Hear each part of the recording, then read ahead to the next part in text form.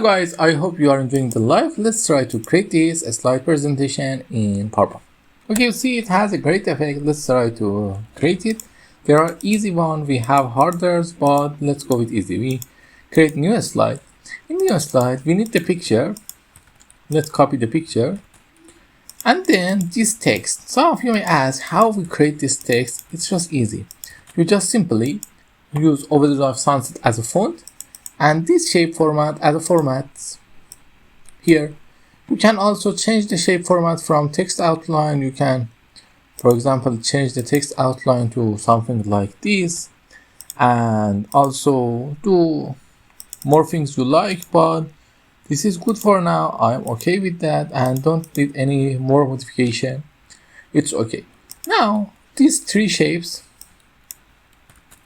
are just simply three rectangles, but some of you may ask, it has a weird shadow. How create them? We go to shadow and choose the shadow we want. I'm going to leave a little down shadow and then just copy that and then select all of them and move them. And also for the topic, I'm going to move that up and change its size. Now set the transition to morph. You see this slide is ready.